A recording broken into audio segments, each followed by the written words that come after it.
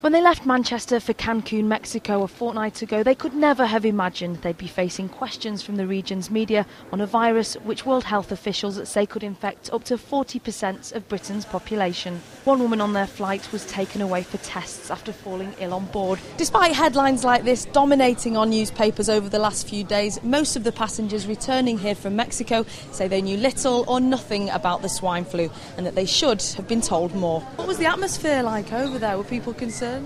We didn't really know anything. The reps weren't interested in telling us nothing, so it was we just got on with it. Just a couple of people in the hotel, holidaymakers mentioned it, but that was it, so no real panic. The panic seems to be back here, not where we were. Nobody from the reps or anything have told us anything until we got on the flight, so... Do you feel like they probably should have told you something about it? Yeah, definitely. I think that they should have said something at the airport or should have said something at the hotel or something like that, but... Anger at arrivals was matched by disappointment at departures. Holidaymakers who were assured that their flights to Cancun would be going ahead until just 2 hours before its due departure. I was phoning all day yesterday, my travel agents, and then just late afternoon I got a phone call to say there's a helpline number. So I phoned the helpline number and they were still saying, look, not to worry, everything's fine, you know, don't worry, go enjoy yourself, get to the airport. And they did say they'd phone me if there was anything, and I've heard nothing.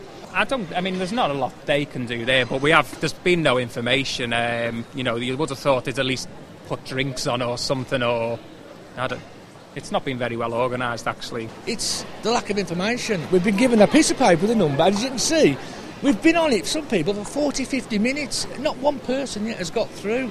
All we're asking for is, have we got an alternative? Thompson, who chartered the flight, said all of these passengers will be offered an alternative or their money back. Disappointing for some, but for others a relief that they're not going to the country that homes a killer virus that health officials say could well become a global pandemic. Nina Warhurst, Channel M News.